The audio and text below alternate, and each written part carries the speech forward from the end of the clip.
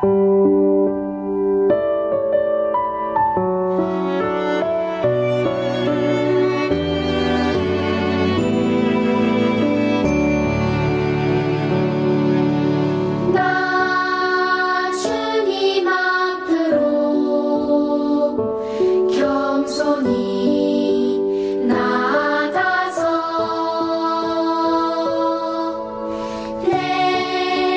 주님 말씀에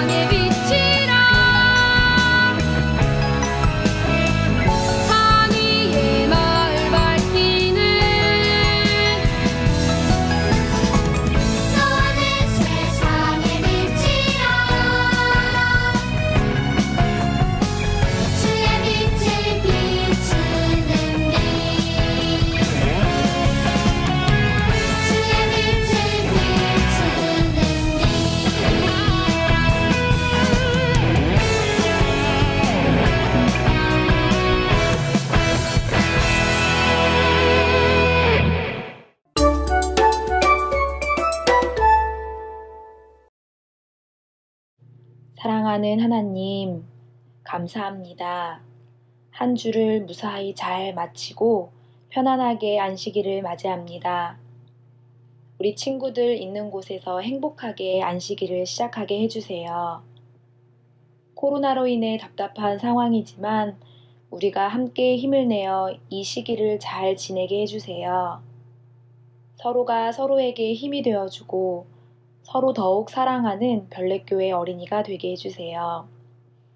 오늘 목사님께서 주시는 말씀을 잘 귀담아 듣고 저희가 하늘을 소망하고 예수님만 바라보는 별내교회 어린이가 되게 해주세요. 언제나 우리 곁에서 우리를 지켜주시는 예수님의 이름으로 기도합니다. 아멘.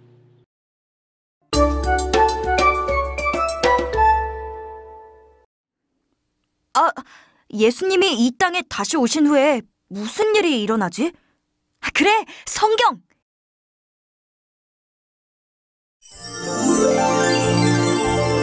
예수님이 재림하신 후 일어나는 사건을 다루기 전에 알아야 할 중요한 사실이 있어요.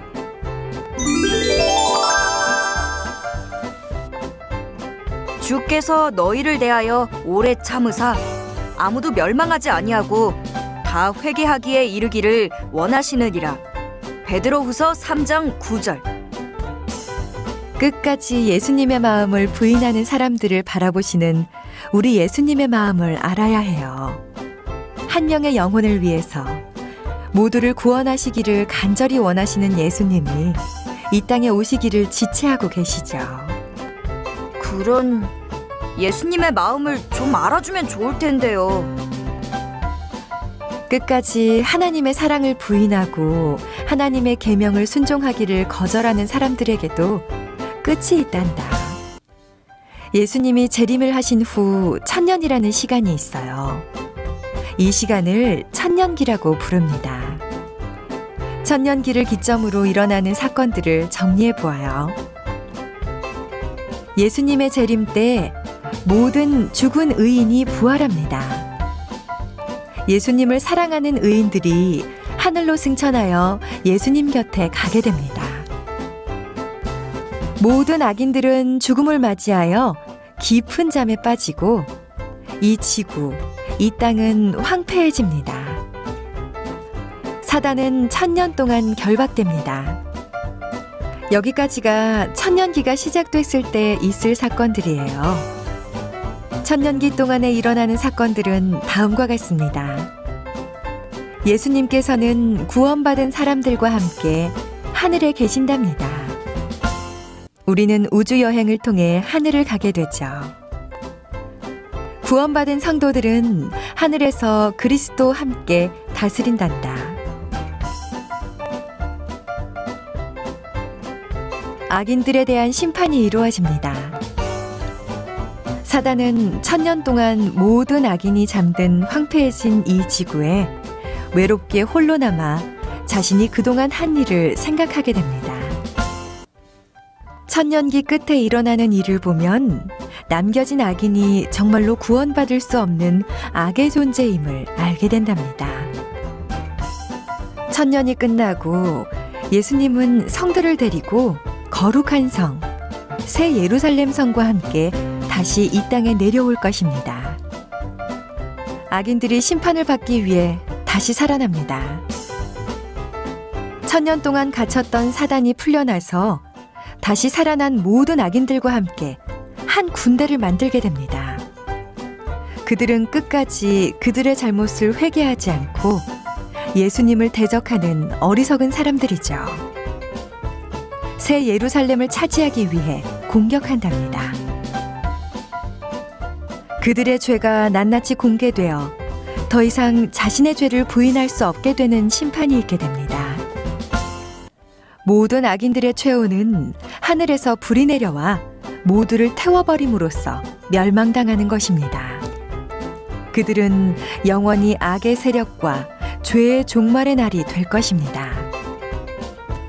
이 지구는 새롭게 깨끗하게 됩니다. 새 땅에 대해서는 다음 시간에 알아보기로 해요. 제가 오직 의지하고 믿는 것은 예수님뿐입니다. 저의 허전한 마음을 예수님의 사랑으로 채워주세요. 이제 제가 진정해야 할 일을 찾았습니다. 예수님의 마음으로 복음을 전하겠습니다. 얘들아, 너희에게 깜짝 놀랄 비밀을 보여주겠다. 바로 이 성경이야. 여러분 안녕? 나는 하나님이 너희를 얼마나 사랑하시는지 알려주는 성경이에요.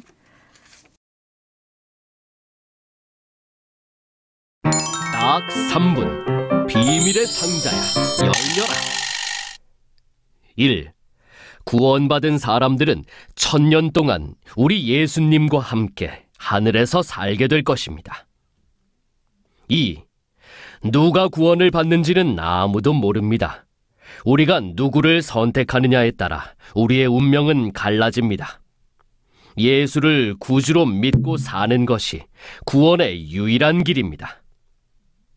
3. 천년기 동안 사단은 유혹할 사람이 아무도 없게 될 것입니다. 왜냐하면 예수님께서 오실 때 예수님을 믿지 않는 사람들은 다 멸망할 것이기 때문입니다. 4. 천년기의 끝에 죽은 악인들이 부활하고 하나님의 불이 사단과 그의 천사들뿐만 아니라 부활한 악인들까지 멸망시킬 것입니다. 그래서 지구는 정결해질 것입니다.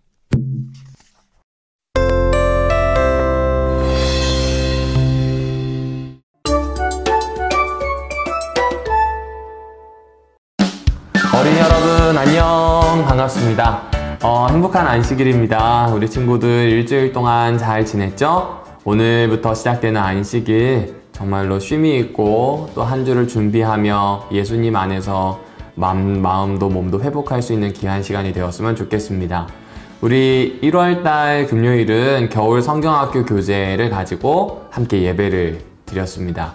특별히 주제는 그리스도인 생활론 그리고 종말론 두 가지입니다.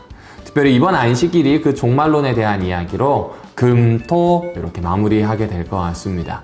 자, 그럼 오늘 저녁 살펴보게 될 내용을 함께 보도록 할게요. 자, 우리 친구들 준비됐나요? 자, 제목 같이 읽어보도록 하겠습니다. 시작! 천년.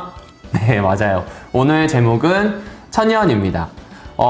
예수님의 재림과 관련해서 이 천년에 대한 이야기를 어렴풋하게, 대강은 알지만 자세히 설명하라고 하면 좀 어려워하는 친구들이 꽤 있을 것 같아요.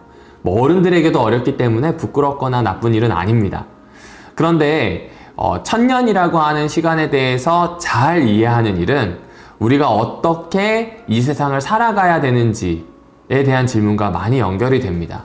왜냐하면 끝을 알면 그 끝에 맞추어서 오늘을, 지금을 준비하면서 살아갈 수 있기 때문에 그렇습니다.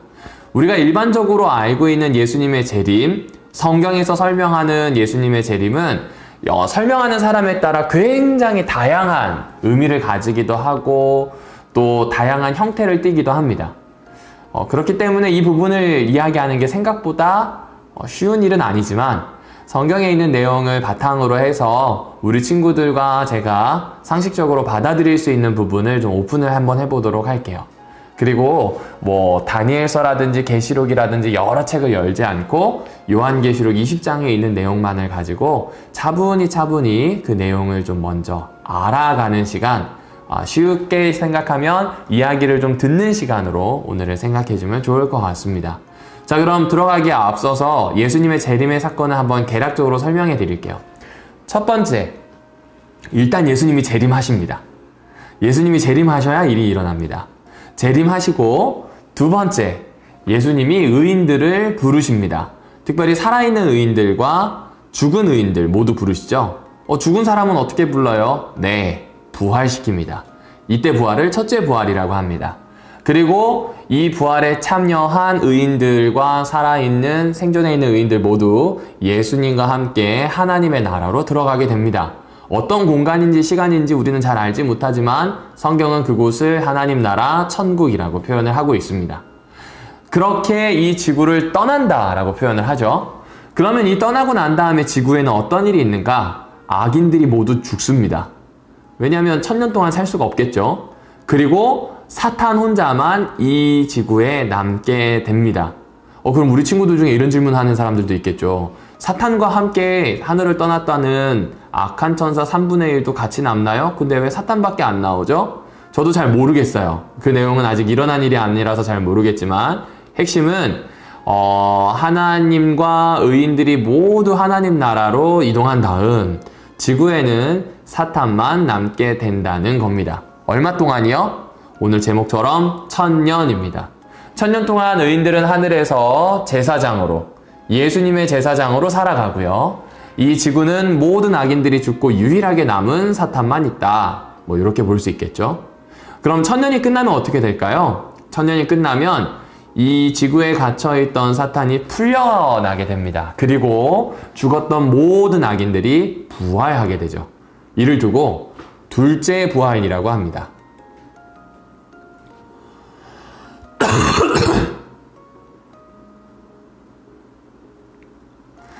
둘째 부활과 함께 사탄은 전쟁을 준비하죠. 그 전쟁을 아마겟돈 전쟁이라고도 부르는데 성경에는 아마겟돈 전쟁이란 말은 나와 있지는 않습니다. 중요한 것은 하나님께서 책을 펼치셔서 심판하시는 장면이 이 전쟁 준비와 겹치게 되고요.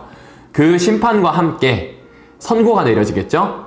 바로 모든 이 악한 것들은 불에 던져 태워버려라. 그래서 악인들이 다 불에 타고 사탄도 불에 타고 없어지게 됩니다. 소멸하죠. 그리고 그 다음에 하나님께서 새하늘과 새 땅을 창조하시고 예루살렘인데 그냥 예루살렘이 아닌 새 예루살렘 성이 이 땅에 내려오게 된다는 것이 이 천년기와 함께 엮여있는 예수님의 재림과 또 새 창조까지의 이야기입니다. 자, 그러면 이 천년에 대한 이야기를 처음부터 한번 찬찬히 살펴보도록 할게요. 자, 우리 친구들 여기 보면 예수님의 재림이 그림으로 나타나고 있어요. 천사들과 함께 오시는 예수님이 얼마나 밝고 영광 중에 오시는가 뭐 이런 생각을 할 수 있겠지만 이 그림으로도 어떤 말로도 표현할 수 없는 아주 멋진 장면일 겁니다. 예수님이 재림하시자마자 제일 먼저 하시는 일이 있었어요. 그것은 바로 여기 나오는 것처럼 의인들을 부르시는 일을 하십니다. 그게 첫째 부활입니다. 그러네요. 재림하시자마자 의인들을 살리는 일을 하십니다. 첫째 부활에 참여하는 자는 복이 있고 거룩하다. 여기 첫째 부활에 동그라미를 쳐주세요. 요한계시록 20장 6절이죠. 첫째 부활에다가 동그라미를 쳐주시면 됩니다. 둘째 사망이 그들을 다스릴 권세가 없나니 둘째 사망이라고 표현하네요. 왜 그럴까요? 이 사람들은 죽었어요. 그리고 부활했어요. 그리고 만약 다시 죽는다면 두 번째 죽는 거예요. 근데 두 번째로 죽을 일이 없어요. 왜냐하면 하나님과 또 예수 그리스도의 제사장이 된답니다. 하나님과 예수님의 제사장이 되어서 예수님과 더불어 하늘에 있을 거기 때문에 1000년 동안 예수와 함께 있을 것이기 때문에 이들에게는 둘째 이 사망이 없을 것이다 라고 표현합니다. 이제 더 이상 죽어요? 안 죽어요? 모르겠어요. 하지만 두 번째로 죽는 일은 없다. 요거는 분명한 것 같습니다. 자, 그러면 이들이 이렇게 예수님과 함께 하나님 나라로 떠나게 되었을 때 사탄은 어떻게 됐을까요? 성경은요, 사탄이 결박된다고 표현합니다. 여기 보면 이 천사가 아무래도 사탄인 것 같은데 그가 할 수 있었던 모든 공격을 하나님께서 막으셨고 그가 들고 있는 칼이 꺾여져 있네요. 이제 모든 게 끝난 겁니다. 사탄을 이렇게 결박합니다. 20장 3절 같이 읽어볼까요? 시작! 무저갱이에 던져 잠그고 그 위에 임봉하여 1000년이 차도록 다시금 만국을 미혹하지 못하게 하였다가 그 후에는 반드시 잠깐 노일이라 라는 이야기를 합니다. 자, 여기서 집중! 무저갱이라고 하니까 어떤 새로운 감옥? 지옥이라고 생각하는 것 같아요. 또 어떤 분은 성경을 가르칠 때 지옥을 지구 감옥 뭐 이렇게 표현하기도 합니다. 근데 정확한 것은 잘 모르겠어요. 근데 중요한 건 무저갱에 그를 가두고 그를 빠져나오지 못하도록 단단히 억압했다는 건 알 수 있습니다. 자, 그러면 도대체 이 무저갱이라는 게 뭘까요?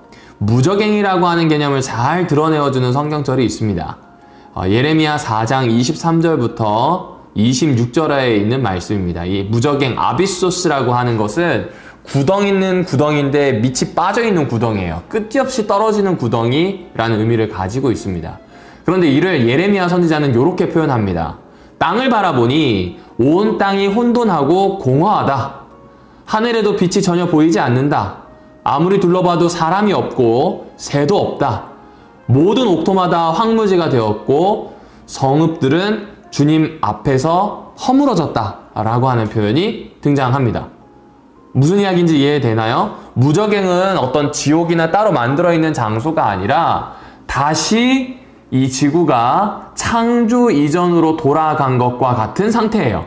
혼돈하고 공허하고 엉망진창이 된 겁니다. 황무하게 됐어요.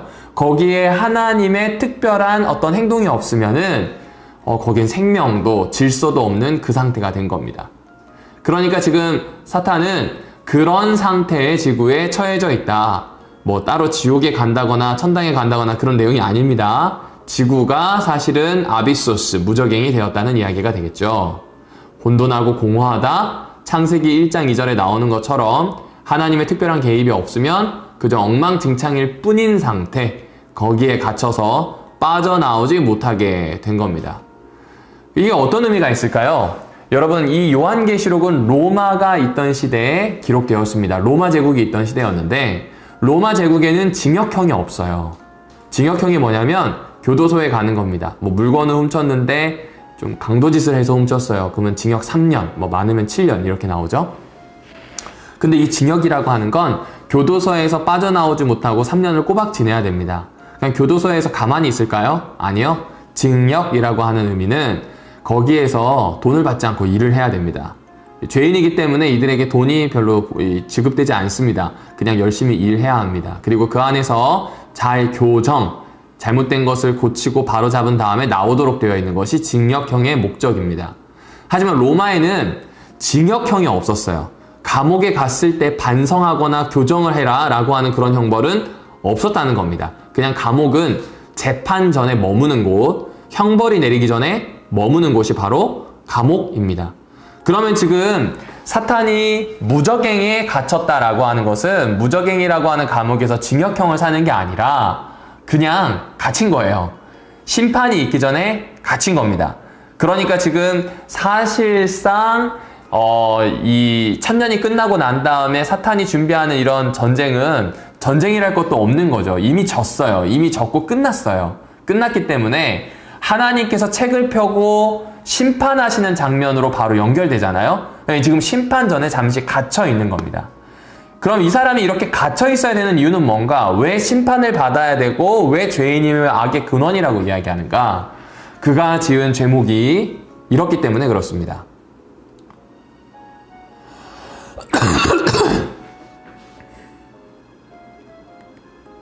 네, 계시록 20장 3절 무저갱에 던져 잠그고 다시는 만국을 미혹하지 않게 하라는 겁니다. 쉽게 얘기하면 유혹하고 자기 마음대로 조정하였던 것이 이 사탄의 죄였습니다. 자, 그런데 사탄의 그 죄 때문에 가두었다. 좀 잘 이해가 안 되죠. 물론 누군가에게 시켜서 나쁜 짓을 하게 하는 건 진짜 비열하고 나쁜 짓은 맞아요. 그런데 그가 했던 이런 미혹이 왜 갇혀야 되는 이유가 되었을까요? 그걸 알아보려면 사탄이 어떤 의도를 가지고 미혹을 했는지 보아야 됩니다.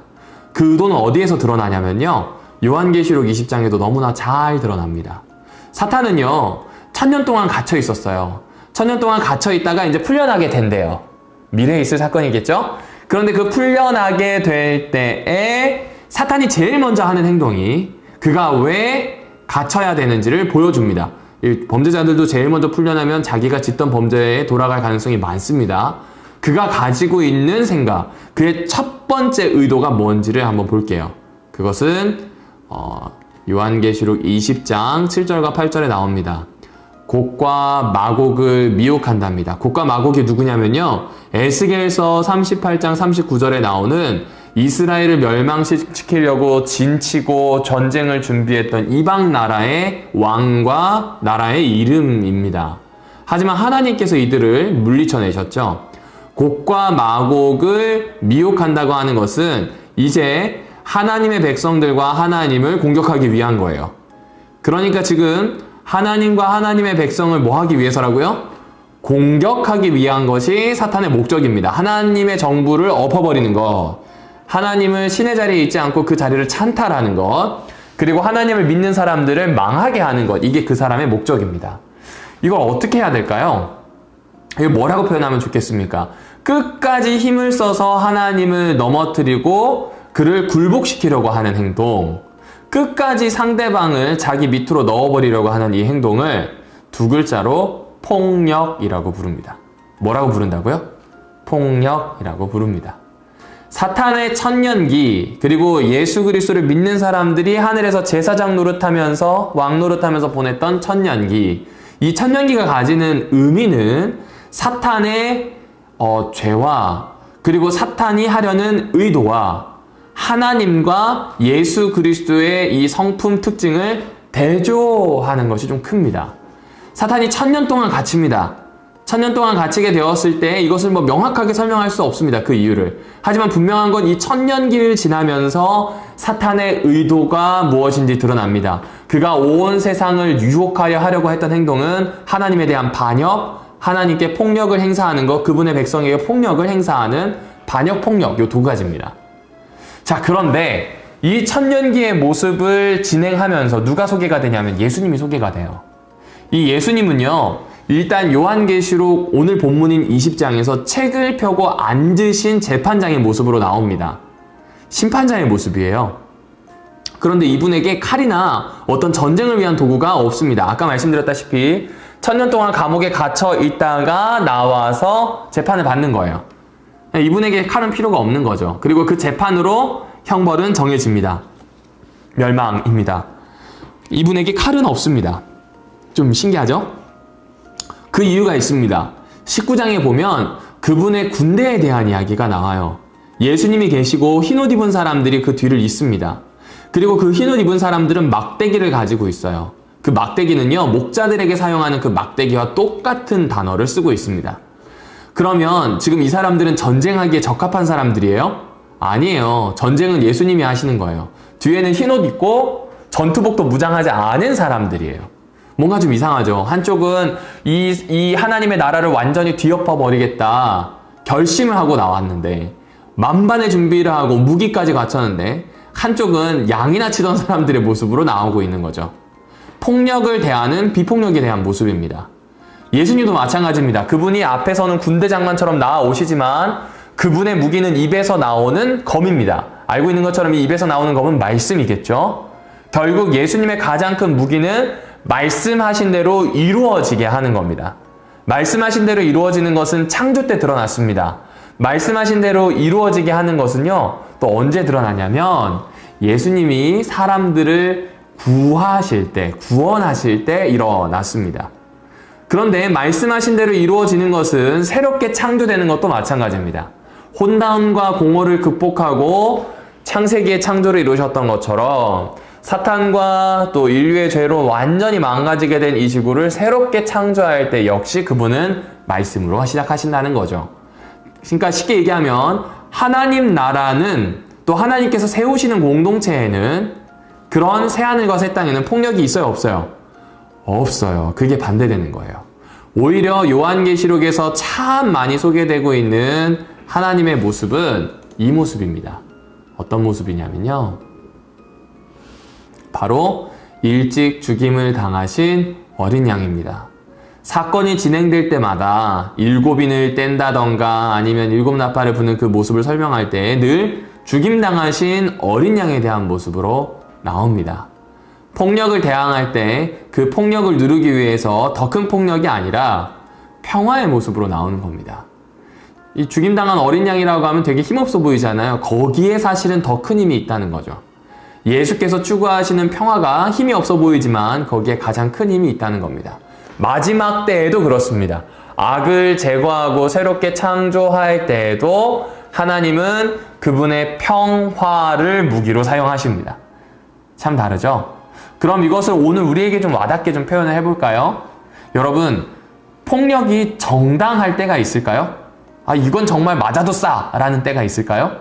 아마 우리 친구들 그런 경우 있을 거예요. 몇 번이고 봐줬는데 말을 안 들어요. 그래서 엄마한테 엉덩이 한 찰 맞는다고 칠게요. 요새는 체벌이 거의 없지만, 있어서는 안 되지만. 그러면 그냥 아예 맞아도 싸다 이 생각합니다. 영화를 볼 때 주인공이 악당을 물리칠 때 너무 크게 다치지 않도록 적당히 본때를 보여줍니다. 근데 그 악당 중에 자기가 진 것을 참지 못하고 뒤에서 공격하죠. 그런데 그 공격이 너무 비열해요. 그리고 이 용서해준 것을 쉽게 얘기하면 헌신짝 버리듯 버려버리는 거잖아요. 이제 이 사람에게는 용서받을 기회가 없습니다. 그래서 어떻게 해야 돼요? 이제 맞아도 싸요. 이제 뭐 경찰에게 끌려가기 직전에 거의 뭐 곤죽이 되도록 맞으면 저거 진짜 맞아도 싸다. 쟤는 맞아야 된다. 이 생각을 합니다. 하지만 성경은 어떠한 상황에서도 이런 폭력이 정당하지 않다고 이야기합니다. 만약 폭력이 정당하다고 하면 성경을 가지고 이런 해석까지 할 수 있어요. 중동과 또 이 예수님을 믿는 기독교 국가 간의 전쟁은 필연적이다. 뭐 이렇게요. 여러분, 전쟁은 필연적인가요? 그렇지 않아요. 폭력은 필연적이에요? 아니요, 있어서는 안 되는 일입니다. 근데 그것이 너무 일상에 만연하다 보니까 당한 만큼 돌려줘야 돼. 아니면 저희는 당해도 싸라고 하는 폭력을 좀 정당화하려는 것들이 세상 여기저기에 있습니다. 특별히 로마 제국이 그랬습니다. 로마 제국이 폭력을 정당하게 사용했어요. 평화를 위해선 폭력이 필요하다고 강력하게 주장했습니다. 그러다 보니까 그리스도인들이 사는 게 얼마나 힘들었겠어요. 그래서 그리스도인들 역시 우리도 힘을 가져야 돼. 사람들을 좀 꺾어놓고 좀 우리 공동체가 커져야 돼. 막 이런 생각을 했었죠. 그렇게 하면서 기독교가 공인이 될 때 조금 다른 선택을 하기도 합니다. 교회의 실수였죠. 그 당시 교회에. 여러분, 목사님이 이 이야기를 하는 이유 이제 이해되죠? 단순히 천년기를 딱 봤을 때 내가 의인이 돼서 뭐 잘 부활해야지, 첫째 부활에 들어가야지. 맞아요. 그것도 좋은 동기일 수 있어요. 그런데 이 예수님의 재림과 천년기를 통해서 분명하게 드러나는 건 예수님의 성품과 예수님의 나라가 어떤 나라인지입니다. 처음 우리에게 말씀하셨던 그 나라, 하나님의 나라가 어떤 식으로 이루어지는지를, 거기에는 어떠한 폭력도 들어가지 않습니다. 생명과 창조의 능력이 있을 뿐입니다. 필요하다면 그분은 자신의 생명을 버려서 희생해서라도 일으키려고 하는 것이 하나님의 나라입니다. 그리고 그런 하나님의 나라의 백성으로 살아간다, 예수님의 제자로 살아간다고 하는 것은 그렇죠. 폭력을 멀리하고 예수님처럼 평화의 사자가 되는 것, 예수님처럼 생명의 사자가 되는 겁니다. 사랑하는 별내교회 우리 어린이 여러분, 오늘 예배를 이제 마치려고 합니다. 천년기를 단순히 어떤 종말론에만 너무 맞추어가지고 뭐 무서워 막 이러면서 보내지 않았으면 좋겠어요. 또 그런 엇비슷한 영화들과 그런 식으로 표현하는 것들이 너무 많습니다. 인간이 가지고 있는 공포를 많이 다루고 있죠. 그런데 그 영화들이 그런 공포만을 의미하지 않아요. 대부분 재난 영화나 아니면은 뭐 마지막에 대해서 다루는 것들 중에 어떤 특별한 목적이 있지 않는 한 인간이 지금까지 살아가는 방식이 옳은가에 대한 질문을 많이 해요. 이렇게 사는 게 맞을까? 이렇게 자연을 괴롭히는 게 맞나? 이게 재난 영화의 질문이고요. 이렇게 사람을 함부로 대해도 되나? 라고 하는 이런 내용들이 성경에 있는 그 종말을 가지고 이야기하는 영화들이 꽤 많이 등장합니다. 무엇을 이야기하는지 아마 충분히 느껴질 겁니다. 폭력은 어떠한 방식으로든지 정당화될 수 없습니다. 또한 예수님께서 천년기를 통해서 우리에게 보여주려고 하시는 것은 사탄이 반성을 한다, 뭐 사탄에게 그런 시간을 주었다, 회개할 시간을 주었다, 요거보다는 그가 끝까지 버리지 못하는 의도가 무엇인지, 그럼에도 불구하고 그 반대편에서 하나님과 하나님을 따르는 백성은 어떤 선택을 하는지를 보여주는 겁니다. 칼을 잡으시겠습니까? 막대기를 잡으시겠습니까? 전쟁을 하시겠습니까? 죽임 당하시겠습니까? 우리는 이 질문 앞에 서 있는 것 같아요.